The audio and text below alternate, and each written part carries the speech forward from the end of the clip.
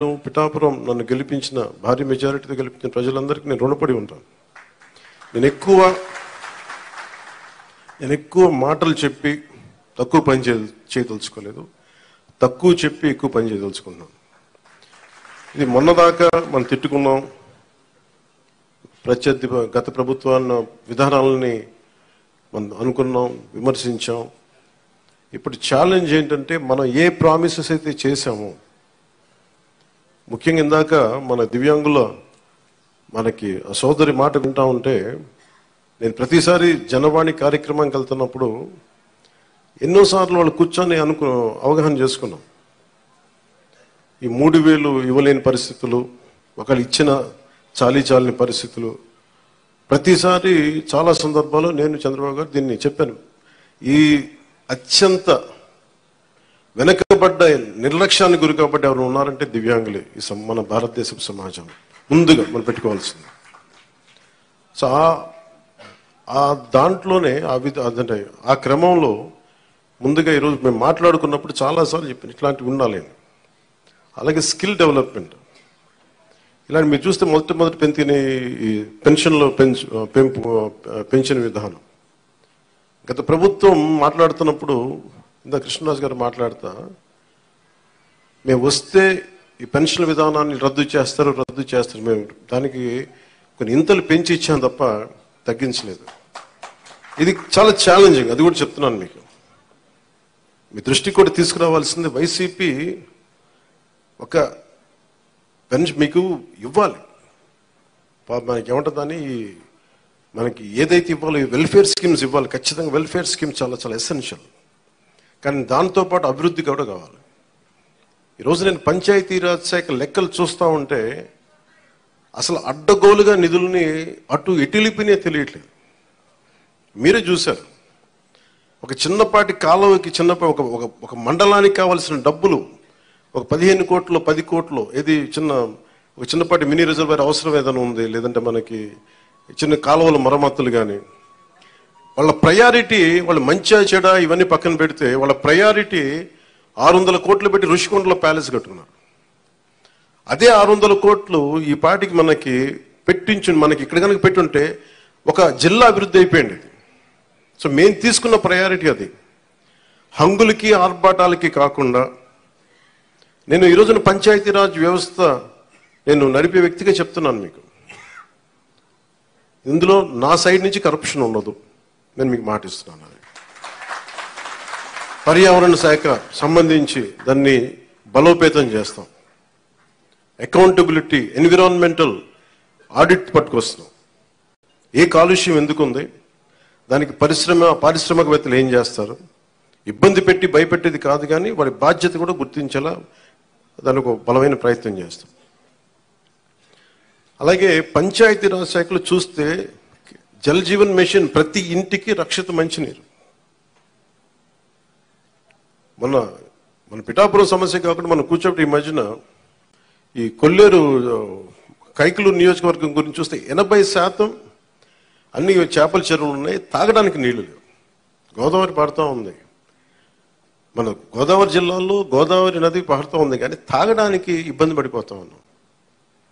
మన పిఠాపురం చూస్తే వెళ్తే ఎక్కడ చూసినా ఉప్పాడ, మనకి కొత్తపల్లి ఉప్పాడ ప్రాంతం మిగతా ప్రాంతాలకు వెళ్తే తాగడానికి మాకు నీళ్ళు లేవు.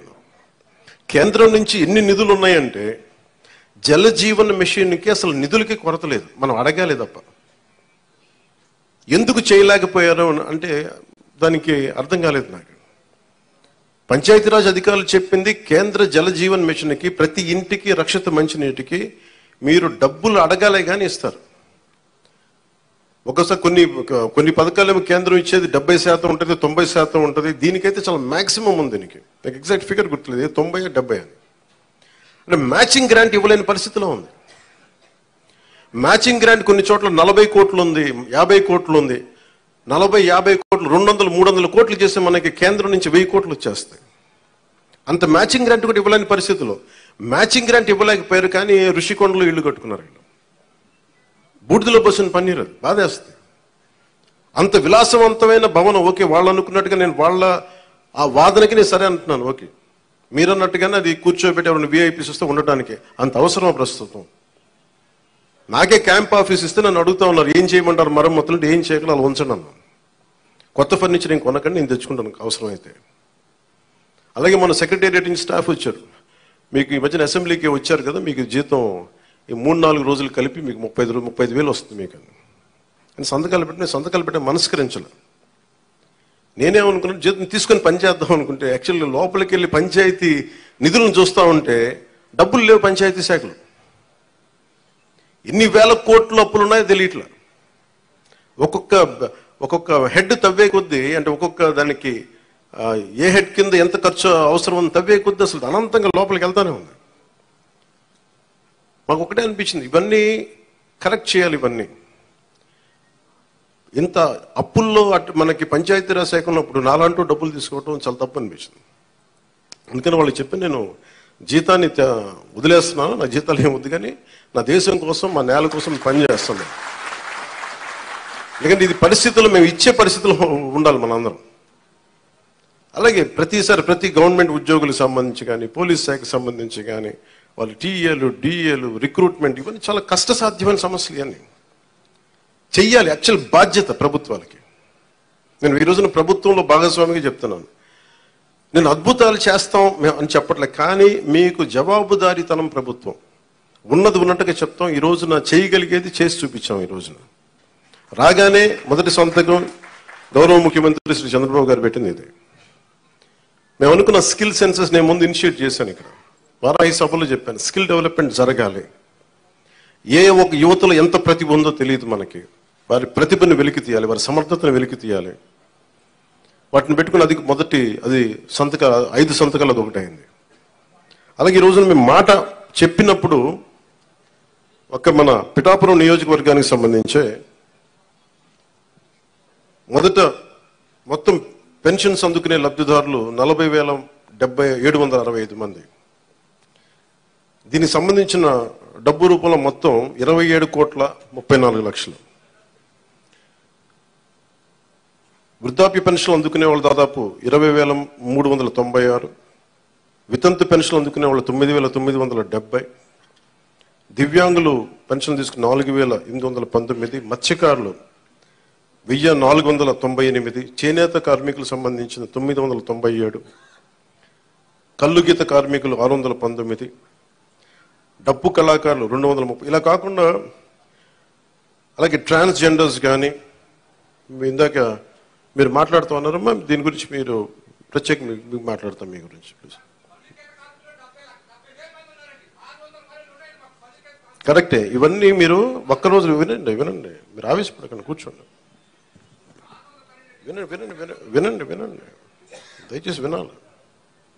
మీరు జర్నలిస్టా, మీరు సంఘం నుంచి వచ్చారు? ఓకే, కూర్చోండి, ప్లీజ్ కూర్చోండి. ముందు ఎక్కడో చోట ఒక అడుగు మొదలు పెట్టాం. తమరి పేరు మీ పేరు సార్? ఓకే, గోవిందరావు గారు. ఇది ఎక్కడో ఒక చోట మొదలు పెట్టాం, గుర్తుపెట్టుకోండి. ఇందాక కలెక్టర్ గారు కూడా అదే చెప్తున్నారు. ప్రతి ఆల్టర్నేట్ వీక్ నేను వచ్చి పిఠాపురంకి వచ్చి కూర్చుంటాను. అవి ఏవైతే ఉన్నాయో అవి ఇవ్వండి ఖచ్చితంగా. దీంట్లో కూడా చాలా ఛాలెంజెస్ ఉన్నాయి. గత ప్రభుత్వం కూడా అర్హత లేని వాళ్ళని పెట్టారని, అర్హత ఉన్న రకరకాల కామెంట్స్ ఉన్నాయి. వీటన్నిటికీ కలెక్టర్ గారు వీళ్ళందరూ సలహాలు ఇచ్చేది ఏంటంటే, కేంద్ర క్యాబినెట్కి ఇచ్చేవాళ్ళు, మనం రాష్ట్ర క్యాబినెట్కి చెప్పమంటుంది ఏంటంటే, ఒక రీసర్వే కూడా జరిగితే చాలా మంచిది దీని మీద అని. ఖచ్చితంగా కలెక్టర్ షాన్ మోహన్ గారు చెప్పిన ఈ సలహాని రాష్ట్ర క్యాబినెట్ ముందు ఖచ్చితంగా గౌరవ ముఖ్యమంత్రి చంద్రబాబు గారి దృష్టిలో కూడా పెడతాం. అది కేంద్ర క్యాబినెట్లో, రాష్ట్ర క్యాబినెట్లో మేము చర్చిస్తాం.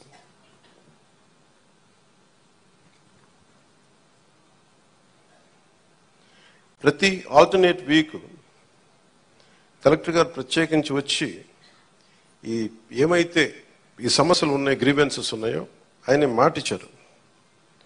అంటే ఒక యువ కలెక్టర్ అంత ముందుకొచ్చి, నేను ప్రతి 2వ వారం వచ్చి కూర్చుంటానంత బిజీ షెడ్యూల్ నాకు తెలుసు. ఒక అడ్మినిస్ట్రేషన్ ఎంత కష్టమో నాకు తెలుసు. అలాంటి సమయంలో ఎవ్రీ ఆల్టర్నేట్ వచ్చి నేను ఇక్కడికి వచ్చి గ్రీవెన్సెస్ నేనే వ్యక్తిగతంగా చూస్తాను అన్నందుకు వారికి ప్రత్యేకంగా మోహన్ గారికి నా ప్రత్యేక కృతజ్ఞత. అలాగే చాలా సమస్యలు ఉన్నాయి. ఇప్పుడు ఉదాహరణకి మనకి 40% దాటితే తప్ప మనకి దివ్యాంగుల సర్టిఫికేట్ రాదు అనేది డాక్టర్లు అసెస్ చేయాలి. ఒకసారి 90% ఉంటుంది కానీ దాన్ని అసెస్ చేయరు. అందుకని ఇందాక మాట్లాడుతున్న సదరన్ సర్టిఫికేట్ నేను పదం అంటే ఒక డాక్టర్ వచ్చి ఇది ఎంత శాతం మనకి ఈ వారి శరీరంలో పనిచేయట్లేదు, ఏ అవయవాలు పనిచేయట్లేదు ఒక నిర్ధారణకు రావడానికి దాదాపు కొంచెం ఆ సమయం తీసుకోవాలి. దీన్ని నడిపే నాయకత్వం కానీ వ్యవస్థ కానీ అన్నీ ఉన్నాయంటే ఉన్నాయి కానీ నిర్వీర్యంగా ఉన్నాయి, కొంత జోష్తో పనిచేయట్లా. మేమందరం ఎందుకున్నామంటే ఇక్కడ ఈ రోజున కూర్చోబెట్టి ప్రతి గంట ఈ రాష్ట్ర అభివృద్ధి కోసం పనిచేయడానికి, ప్రజా సంక్షేమం పనిచేయడం కోసమే ఉన్నాం. ఎందుకంటే మేము విజయయాత్రలు చేయడానికి నేను లేను ఇక్కడ. ముఖ్యంగా నాకు సంబంధించినంత వరకు నేను పిఠాపురానికి సంబంధించి పిఠాపురం నీటి సమస్య తీర్చాలి, ముందు కనీస రక్షిత మంచినీరు ఇవ్వగలగాలి, అట్లీస్ట్ ఒక ఎమ్మెల్యేగా నా కనీస బాధ్యత, ఉపాధి అవకాశాలు తీసుకురావాలి. అలాగే ఎన్ని పెన్షన్స్ ఉన్నాయో సరైన అర్హులందరూ మిస్ అయిన అర్హులు ఎవరైతే ఉన్నారో వాళ్ళందరినీ ముందుకు తీసుకొచ్చి గుర్తించి వాళ్ళకి ఇచ్చేలాగా నా మొదటి ప్రయత్నం. అలాగే ఏవైతే మనకి ఈ సమస్యలు అయితే ఉన్నాయో మనకి వ్యవసాయం సంబంధించి కానీ కాలువల పూడికలు కానీ, అలాగే ఇప్పుడు చూస్తున్నారు బయట ఆ డయేరియా మనకి డ్రైవ్ చేస్తున్నారు ఇప్పటి నుంచి ఆగస్టు దాకా. ఎందుకంటే చాలామంది శుభ్రంగా పారిశుద్ధ్యం పరిస్థితులు లేకపోవడం వల్ల నేను పంచాయతీరాజ్ శాఖ మన మీటింగ్లో కూర్చొని ఉంటే చాలా అద్భుతమైన వ్యక్తులు ఉన్నారు అడ్వైజర్స్గా. ఒక్కొక్కరు కూర్చొని ఎంత గొప్పగా చేస్తున్నారంటే కాదు వాళ్ళ సమర్థతని ప్రతిభని ఉపయోగించుకోవడం మనకు తెలియట్లా. అందుకే నేనేం చెప్పానంటే ముందు మన పిఠాపురం రాష్ట్రం మొత్తం అమలు చేయడానికంటే ముందే మన మండలాల్లో మన కొత్తపల్లి ఉప్పాడ మండలం కానీ మిగతా మనకి గొల్లపల్లి మండలం కానీ ఇక్కడ మనకున్న మండలాల్లో ఎక్కడో చోట కొన్ని పర్టికులర్ గ్రామాల పంచాయతీలను సెలెక్ట్ చేసి అసలు పారిశుద్ధపు సమస్య తీసేలాగా ఉండాలి. అది ఫస్ట్ నా ప్రయారిటీ. అది కనీసం రక్షిత మంచినీరు, కనీసం పారిశుద్ధ్య శుభ్రత ఉండేలాగా. సో ఆ ప్రయత్నంగా ముందు మేము అడుగులు ఇస్తాం. నేను చెప్పాను ముందు విజయయాత్ర పెట్టమన్నారు రాగానే. నేను చెప్పాను నాకు ఒక్క ప్రజల్ని ఇబ్బంది పెట్టే సమస్య కానీ, పని చేయాల్సిన పోలీస్ వ్యవస్థకి అదనంగా మళ్ళీ బందోబస్తు డ్యూటీ చేసి బరువు పెట్టే బాధ్యత కానీ పెట్టకండి. వాళ్ళు పని చేయాలి, వాళ్ళు ప్రజల కోసం పని చేయాలి. ఎంతసేపు కూర్చోబెట్టి మనం గత సంవత్సరాలుగా నలిగిపోయాం. ప్రతిసారి నేను రోడ్డు మీదకి వచ్చినప్పుడు ఎంత నలిగిపోతారో నాకు తెలుసు. అందుకని ఈ విజయయాత్రలు ఇవన్నీ పక్కన పెట్టి మీకు నేను పని చేసి పిఠాపురం నా సోదరులందరికీ, ఆడపడుచులకి, అన్నదమ్ములందరికీ నేను పని చేసి మరి అప్పుడు విజయయాత్ర చేస్తే నాకు ఒక తృప్తి ఉంటుంది. గెలిచినందుకు నాకు ఆనందం లేదు, పని చేసి మీ మన్నన పొందిన తర్వాత నాకు అప్పుడు ఆనందం వస్తుంది. మీ మన్నన పొందే వరకు అప్పుడు నేను ఎమ్మెల్యే అప్పుడే ప్రకటించుకుంటాను. ఇప్పుడు మీరు అంటే నాకు నిజంగా హై స్టాండర్డ్స్ పెట్టుకుంటాను. నాకు చాలా హై స్టాండర్డ్స్ పెట్టుకుంటాను. నేను పని చేసే వరకు కొన్ని వదలను. ఇంకా నాకు పిఠాపురాన్ని నేను మీకు మాటిస్తున్నాను, భారతదేశంలో అత్యంత మోడల్ నియోజకవర్గంగా చెయ్యాలి అని ఒక ఆకాంక్ష ఉంది. ఎందుకంటే పెద్ద పెద్ద పరిశ్రమలు రావాలి, ఇక్కడ కాలుష్యం లేని పరిశ్రమ ముఖ్యంగా రావాలి, అవన్నీ తీసుకురావాలి. ఇక్కడ నుంచి విదేశాలకు ఎవరికైనా ట్రైనింగ్ వెళ్ళాలంటే విదేశాలకు ఇక్కడ ట్రైనింగ్ ఇప్పించి రకరకాల వృత్తి కోర్సుల ద్వారా కొంతమంది పంపించాలి. ఇక్కడి నుంచి చాలా విభిన్నమైన ఎక్స్పర్ట్స్తో మాట్లాడుతాను, వాళ్ళందరికీ ఇక్కడికి రావాలి, తీసుకొస్తాను. అందుకే నేను ఈ రోజున కూడా చెప్పాను, ప్రజలకు అందుబాటులో ఉండండి. నా ఆఫీస్ కూడా చెప్పాను, ముందు నా సేఫ్టీ కోసం పోలీస్ మన సెక్యూరిటీ నామ్స్ ప్రకారం కంచె అవన్నీ తీసేసి ఉంచనివ్వండి, కానీ బట్ ప్రజల దగ్గరికి వచ్చేటప్పుడు మటుకు జస్ట్ ఎలాంటి అడ్డులు లేకుండా చూడండి. ఇదివరకు నేను జనవాణి కార్యక్రమం ఎలా చేశానో నాకు అంతే అట్లాగే ఉండాలి. ఒకేసారి మీద పడితే కష్టం అవుతుంది, అంతమించి తప్ప నేను ఎప్పుడు మీకు అదే అందుబాటులో ఉంటాను, అలాగే ఉంటాను. అయితే నేను రాష్ట్రం మొత్తం చూడాలి కాబట్టి నేను మిమ్మల్ని కోరుకునేది ఏంటంటే, నా స్టాఫ్ ఉన్నారు, స్థానికంగా మన తెలుగుదేశం ఇన్ఛార్జ్ వర్మ గారు ఉన్నారు, కృష్ణరాజు గారు ఉన్నారు. ఇది ఒక్క పార్టీ ప్రభుత్వం కాదు, గుర్తుపెట్టుకుంది కూటమి ప్రభుత్వం, ఎన్డీఏ కూటమి ప్రభుత్వం. తెలుగుదేశం లీడ్ పార్ట్నర్గా జనసేన, భారతీయ జనతా పార్టీ కలిసి ఉన్న ఎన్డీఏ కూటమి ప్రభుత్వం. చంద్రబాబు గారి అపారమైన అనుభవం ఈ రాష్ట్రానికి చాలా అవసరం. నేను చాలా ప్రత్యేకించి చెప్పాను. ఈ రోజు నేను ఫస్ట్గా ఆయన పెన్షన్లు ఇవ్వడం నాకు ఎందుకు ఆనందం అనిపించిందంటే, ఈ ఫైనాన్స్ జగ్యులరీని ఈ ఆర్థిక అస్తవ్యస్తల్ని ఆయనదైన అనుభవంతోనే దాన్ని అందుకని మీకు ఫస్ట్ డే చెప్పిన రోజుకి పెన్షన్ ఇవ్వగలిగారంటే నెల రోజులు కూడా కాలేదు, అందరూ ఛార్జెస్ తీసుకొని. ఆయన అనుభవం వల్ల ఈ రోజున మీకు వెంటనే మీ చేతికి ఇలా వచ్చినాయి. అది కూడా ఆయన మాట చెప్పారు, 3 నెలలు ఆ ప్రభుత్వంది మీకు ఇస్తాం ఆ సమయంలోది. అలాగే కూర్చోబెట్టి 7,000 ఇవ్వడం కానీ, మీకు ముఖ్యంగా దివ్యాంగులకు 15,000, మీరు అడిగింది 10,000 మా రోజున మీరు అడిగారు, కానీ 15,000. ఇదేంటే మీరు ఒకళ్ళు కాదు, నాకు తెలుసు మందకృష్ణ మాదిక్ గారు ఎంత చేశారు నాకు తెలుసు. అది ఆయనకి నిజంగా ఈ సందర్భంగా ఆయనకి మనస్ఫూర్తిగా నేను ఆయన అభినందిస్తున్నాను.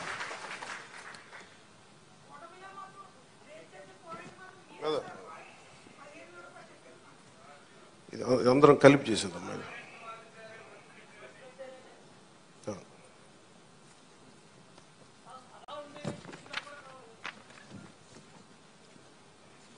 అంటే ఒకసారి మీరు అర్థం చేసుకోవాల్సింది, ఇది నేను రిపీటెడ్గా నేను ఫస్ట్ ప్రభుత్వం బాధ్యత తీసుకున్న తర్వాత, ఉప ముఖ్యమంత్రి స్థానం తీసుకున్న తర్వాత ఫస్ట్ నాకు భయం లేదు నాకు. ఎందుకంటే నేను 10 రూపాయలు డబ్బులు వెనక్కేసుకోవాలనో లేదంటే నాకు కొత్త పేరు రావాలనో నాకు నిజంగా లేదు. నాకు ప్రజల్లో చాలా సుస్థిరమైన స్థానం ఇచ్చారు. నేను ఒక నటుడిగా పూర్తి స్థాయిలో ఉన్నప్పుడు నాకు డబ్బు కొదవలేదు. నాకు రాజకీయాలకి డబ్బుకి సంబంధం లేదు నాకు. సో డబ్బులతో నాకు రాజకీయాలు ముడిపడలేదు. అందువల్ల నేను చేసేటప్పుడు మీకు మొత్తం సాయశక్తిలో పెట్టేస్తాను. మీరు చెప్పిన ప్రతి సమస్యకి పెడతాను. కాకపోతే డబ్బు అందరికీ ఏముంటుందంటే ప్రభుత్వం రాగానే అన్ని సమస్యలు చిటికలు అయిపోతాయి. అవో, కానీ చిటికలు అయ్యే వరకు పనిచేస్తాం. దీనికి ఇప్పుడు మీరు చెప్పారు, మీరు మోహన్ రావు గారు, మీరు గోవిందరావు గారు, ఇవన్నీ మేము మర్చిపోను. అలాగే వినండి నా మాట, మా పాయింట్ అర్థమైంది కదా, వినండి. ఇదేంటంటే మీకు వినే ప్రభుత్వం చెప్పడానికి నేను ప్రభుత్వ ప్రతినిధిగా చెప్తున్నాను. మీరు ఎప్పుడైనా సరే మీరు మమ్మల్ని నిలదీయండి అని నేను అడిగానప్పుడు, మీరు ఓటేశారో లేదో నేను కూడా అడగట్లా. ఇందాక చాలా నా పెద్దలు వేదిక పైన మాట్లాడుతూ ఒకటే చెప్పారు, ఈ పార్టీ కాకపోతే మేము పెన్షన్లు తీసేస్తున్నారు. కృష్ణరాజు గారు చెప్తా ఉన్నారు, వాళ్ళ పార్టీ మెంబర్లు అయితేనే మేము ఇస్తాం. నేను మీకు మాటిస్తున్నాను, గత ప్రభుత్వంలో కాదు, మీరు ఏ పార్టీకి సంబంధించిన వారైనా కనీసం మీకు ఇవ్వటం అది మా కనీస ధర్మం, ఈ ప్రభుత్వ బాధ్యత. పిఠాపురంలో తీసుకొచ్చి మీకు అలాంటి సమస్య ఏదైనా ఉంది అంటే మీరు ఓటు వేయకపోయినా కానీ అర్హత ఉన్న వారికి అది మీకు ఇంటికి వచ్చి తీరుతుంది.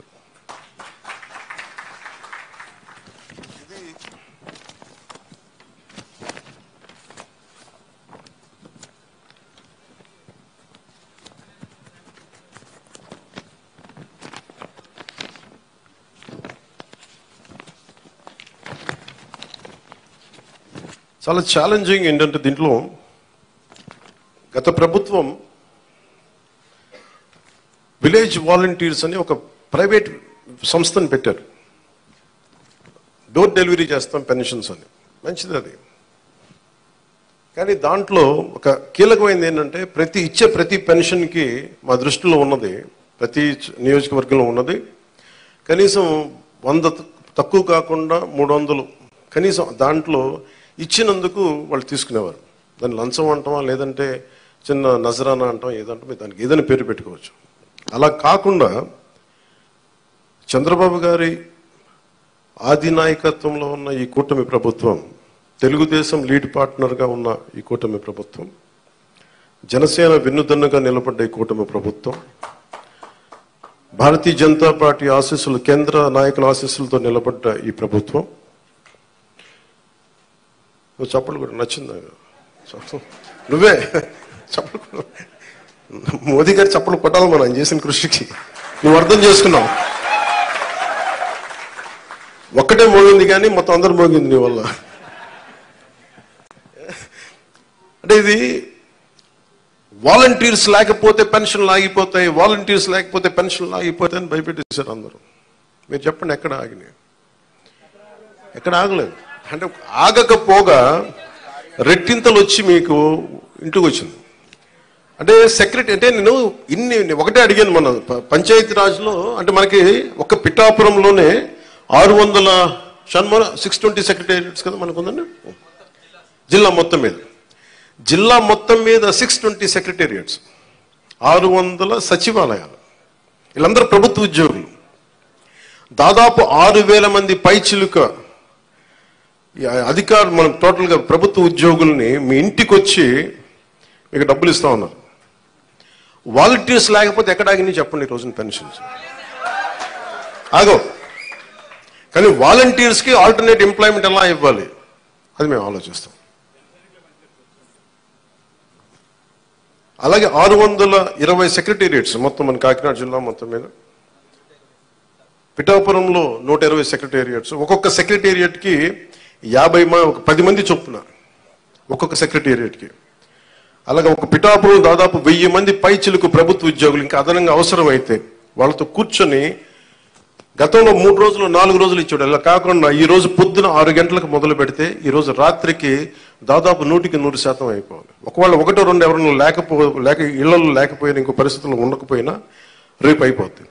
మ్యాక్సిమం రేపు పొద్దున మధ్యాహ్నంలోపు అయిపోవాలి. ఇది టార్గెట్ పెట్టుకున్నాం, దాని దిశగా వెళ్తున్నాం. అందుకని పొద్దున్న 6 గంటలకి ఈరోజు ప్రారంభం అయిపోయింది. దాదాపు నేను వచ్చే టైంకి 25% అయిపోయింది ఇక్కడ.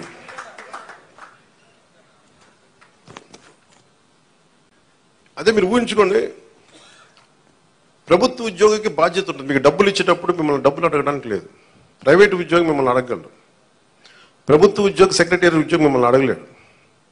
ఒకళ్ళు అడిగితే మీరు చేస్తుంది it will become an accountability, జవాబుదారితనం. పలానా ఉద్యోగి వచ్చి అడిగాడని అక్కడున్న మా కూటమి నాయకులకి ఎవరికి ఒక్కరికి చెప్పినా, లేదంటే సంబంధిత అధికారులు చెప్పినా, ఎందుకంటే మీ కష్టం అది.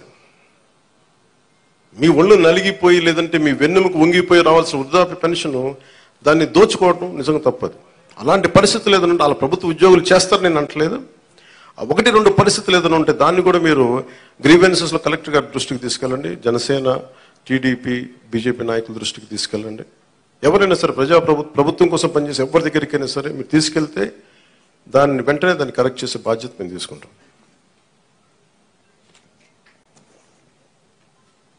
ప్రతి ఎంప్లాయ్ దగ్గర ఈరోజు పొద్దున్న నుంచి కనీసం ₹1,00,000 ఉంటుంది. ఒక కాకినాడ జిల్లాలోనే 6,000 మంది దగ్గర ₹1,00,000 ఉంటుంది. ₹1,00,000 క్యాష్ డిస్ట్రిబ్యూట్ చేస్తారు. ఇది అకౌంటబిలిటీ. ఎవరి చేతిలోంచి వెళ్ళదు, ఒక ₹100 వెళ్ళదు లేదు. మీ ప్రతి రూపాయి మీకు మాట ఇచ్చాం, మీకు ఇంటికి వచ్చి తలుపు తట్టి మరి ఇస్తారు. లేదంటే నేను వచ్చి నాలాంటి వాడు వచ్చి మీ దగ్గరికి వచ్చేస్తాను. ఒక ఎమ్మెల్యే కానీ చెప్తాను, ఎవరు లేనప్పుడు. అసలు మన చంద్రబాబు గారు కూడా ఒక మాట ఏం మాట్లాడుకున్నామంటే, అసలు అధికారుల వ్యవస్థని నిర్వీర్యం చేసేసారు ఈ ప్రభుత్వం. ప్రభుత్వ ఉద్యోగుల్ని, వ్యవస్థల్ని నిర్వీర్యం చేసేసింది. మేము వ్యవస్థల్ని మళ్ళీ బలోపేతం చేయాలనుకుంటున్నాం. ఆ వ్యవస్థల్ని బలోపేతం చేసే భాగంలోనే వారికి బాధ్యత ఇచ్చాం. వారు ఈ రోజున మీకు ఇంటింటికి వచ్చి తిరుగుతూ ఉన్నారు. అలాగే ఐపీఎస్ కానీ, ఐఏఎస్ కానీ, రెవెన్యూ కానీ. మనం చూసారు సివిల్ సప్లైస్ మన జనసేన పార్టీ నుంచి వచ్చిన మనకి మంత్రి శ్రీ నాదెండ్ల మనోహర్ గారు ఎన్ని వేల టన్నులు పట్టుకున్నారో మీకు తెలుసు. ప్రభుత్వానికి చెందాల్సిన అవి మన ప్రజలకు చెందాల్సిన రైస్ అది. మేము మాట్లాడుతున్నప్పుడు అందరూ ఆ రోజు ఎంతమంది నమ్మారు ఖచ్చితంగా. కానీ ఈరోజు మేము వాస్తవంగా చూపిస్తున్నాం. మీరు మా మీద పెట్టుకున్న నమ్మకాన్ని మేము చూపిస్తున్నాం. గోడౌన్లో ఎంత రైస్ ఉందో చూడండి. ఎవరి డబ్బు అది? ఇప్పుడు మీరు అడుగుతూ ఉన్నారు మీరు గోవిందరావు గారు, మన డబ్బు అది. మీకు అర్థమవుతుందా? మీరు వ్యక్తులు నాకు అనవసరం. నాకు అది మీకు డబ్బు సంపద పెరిగితే మనం డబ్బులు ఇవ్వగలం. సంపద లేకుండా కూర్చోబెట్టి ఇండివిజువల్స్ రిచ్ అయిపోతున్నారు. ఇక్కడ వ్యవస్థల్ని చంపేస్తున్నారు, వ్యక్తులు పెరుగుతూ ఉన్నారు.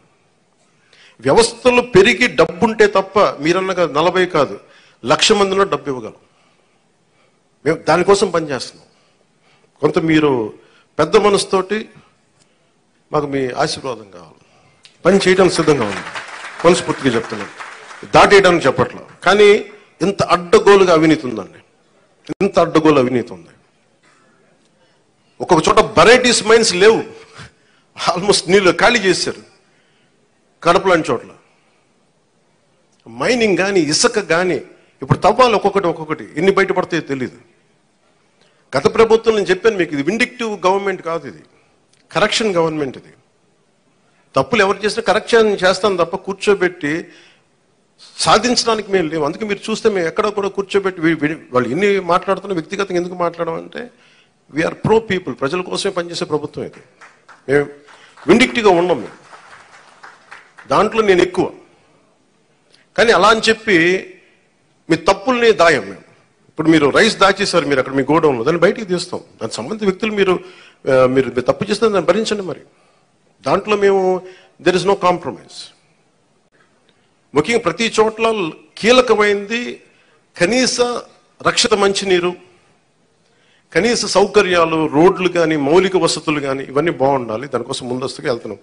కేబినెట్ మీటింగ్లో మాట్లాడుతుంది ఏంటంటే రోడ్లు వేయాలి. ఫస్ట్ రోడ్లు వేయాలంటే డబ్బులు ఎక్కడ ఉన్నాయి, డబ్బులు ఎక్కడి నుంచి తీయాలి? ఈ కనిపించిన ప్రతి చోట తీసేసుకున్న డబ్బులు. మీకు ఎట్లా ఉంటుంది, మీరు ఒక్కొక్క స్లైడ్ చూపిస్తా ఉంటే డబ్బులు వరుసగా ఉంటాయి. మీరు చూడండి, చిన్న నా జీవితంలో నేను ఇప్పుడు దాకా నేను 100 కోట్లు సంపాదించాను. లాస్ట్ నేను 10 years నేను కూర్చోబెడితే లాస్ట్ నేను సినిమాలు వచ్చినప్పటి నుంచి సినిమాల్లో నేను సంపాదించింది దాదాపు 100 పైన కోట్ల ట్యాక్స్ కట్టుంటాను. అలాంటి నేను నా ఆడిటర్ ఏదైనా చెప్తే నేను ఆ లెక్కలు చూపించేవాడు. నాకు ఈ లెక్కలు ఇట్లా ఉంటాయి, ఇవి ఉంటాయి, మీకు ఏమంటారు, ఈ హెడ్ కింద ఇంత ఖర్చు అయింది, దీనికి ఇంత ట్యాక్స్ కట్టింది అంటే నా తలపోటు వచ్చేసేది. ట్యాక్స్ ఎంత కట్టాలో చెప్పండి అనేవాడు. నేను నా జీవితం మొత్తం మీద పంచాయతీరాజ్ శాఖ అకౌంట్ల మీద కూర్చుంది నా పర్సనల్ అకౌంట్. 20 సంవత్సరాల నుంచి పైన నుంచి పనిచేస్తా ఉన్నాను. నా అకౌంట్స్ ఇప్పుడు దాకా నా ఇన్ని లెక్క నా ఆడిట్తో కూర్చున్నదే నా అకౌంట్లో చూసుకుంది గంటన్నర ఉంటుంది, 2 గంటలు ఉంటాయి మ్యాక్సిమం. ఏది నేను చెప్పి లాస్ట్ 20 years నుంచి నేను అడిగి ఒకటే ప్రశ్న, ఎంత ట్యాక్స్ కట్టాలి, కట్టేయండి, ఇచ్చేయండి. కానీ ప్రజల డబ్బుకి వచ్చేటప్పటికి నేను మొత్తం కూర్చున్నాను. 4 గంటలు ఒక్కొక్క సెషన్లో కూర్చుంటే ఇక్కడ 3,000 కోట్లు పోయింది, ఇక్కడ 400 కోట్లు. అంటే ఆ ఫిగర్ నేను ఆడిటర్ కాదు, గుర్తుపెట్టుకునే ఆడిటర్ కాదు నేను. అలా కాదు, వాళ్ళు ఏంటంటే ఇష్టారాజ్యంగా పనులు అవ్వలా. నేను అడిగాను రోడ్లు వేసారా ఇక్కడ అన్నాను. రోడ్లు వేసారా, మనం కరెక్ట్ చేసుకోవాలి. మన స్టేట్మెంట్ స్లోగన్ కంటే కూడా తప్పులు ఎక్కడ జరిగినాయి, తప్పులు భవిష్యత్తులో ఎలా జరగకూడదు, మనం ఎలా చేయకుండా ఉండాలి, దీని మీద పెట్టింది.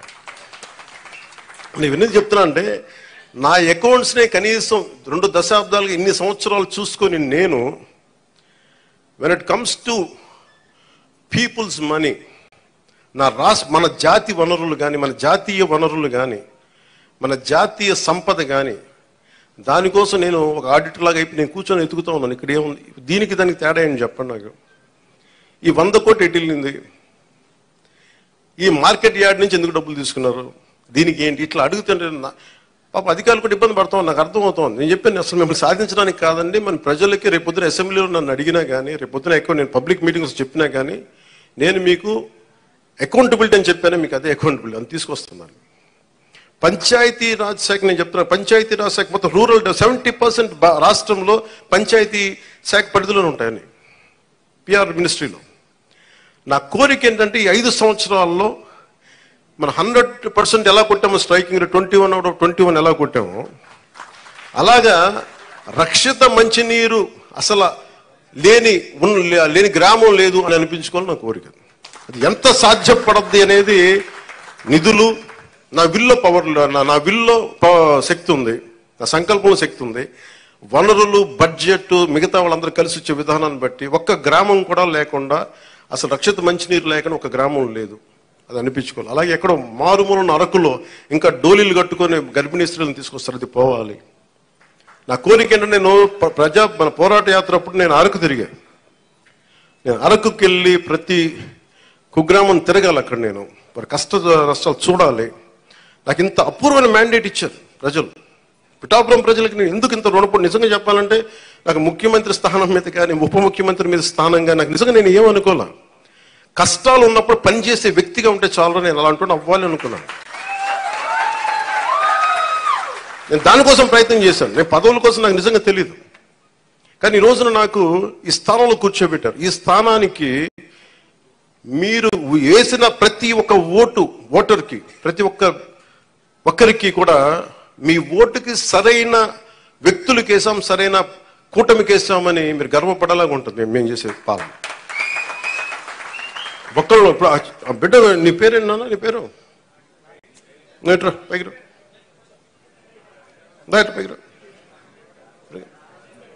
పైకి తీసుకు. ఏం పేరు నీ పేరు? ఏం పేరు నీ పేరు? నేను చాలాసార్లు నా గొల్లపురంకి వచ్చినప్పుడు కూడా చిన్నపిల్లలు దొరుకుతారు. ఏంటో మంది అంటే మోడీ గారి గురించి చెప్పినప్పుడు ఛత్రికి ఏం అర్థమైంది తెలియదు కానీ చప్పడు కొట్టాడు ఛత్రి. నాకు నిజంగా అనిపిస్తాయి, ఈ బిడ్డల భవిష్యత్తు కోసం కాకపోతే ఏం చేస్తాం? ఇప్పుడు నేను రక్షిత మంచినీరు వీళ్ళకి ఇవ్వగలిగేది ఏముంది? కనీసం తాగడానికి మంచి నీళ్ళు ఇవ్వగలగాలి, మంచి చదువు చెప్పించగలగాలి. వీళ్ళకి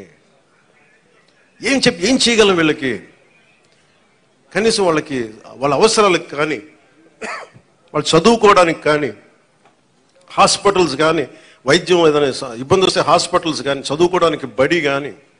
నేను చెప్తాను 2047 చంద్రబాబు గారు ఇదే అనుకుంటున్నారు. చంద్రబాబు గారు ఇదే చెప్తా ఉన్నారు, అద్భుతంగా రాణించాలి, భారతదేశం should become number 1 in the world అని. మోడీ గారి కోరిక అదే. ఆ కోరిక నిజం నెరవేర్చాలంటే మనం ఈ తరం కోసం పనిచేయాలి.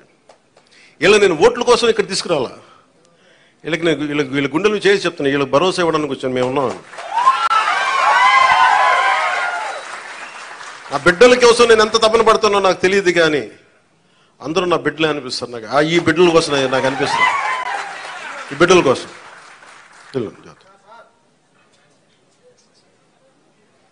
ఇక్కడ మీకు మాట ఇస్తున్నాను, నేను ఒక తరం కోసం కాదు, 2 తరాల కోసం పనిచేయాలి. వాటి కోసం పనిచేస్తాను తెలుసుకుంటూ, మీకు తెలియజేసుకుంటూ, మీ అందరికీ మరోమారు అధికార యంత్రాంగానికి, ఆర్డీఓలందరికీ, వేదిక పైన ఉన్న అధికారులందరికీ, ఇక్కడున్న భారతీయ జనతా పార్టీ నాయకులందరికీ, తెలుగుదేశం నాయకులందరికీ, ఇవన్నీ నేను ఇలా తీసుకున్నామా అంటే ఇక్కడ ఇదండి, ఇది జనవాణి కార్యక్రమం కాదు. మీరు మన నాయకులకి ఇచ్చి నాకు ఇస్తారు, ఇండివిజువల్ తీసుకున్నాను, ప్రత్యేకంగా తీసుకున్నాను. అలాగే ముఖ్యంగా జనసేన నాయకులకి మీరు చేసిన కష్టం నేను మర్చిపోలేను. నేను ఇప్పుడు ప్రారంభించాను, ఇల్లు వెతుకుతున్నాను, ఇక్కడ నా సొంత స్థలం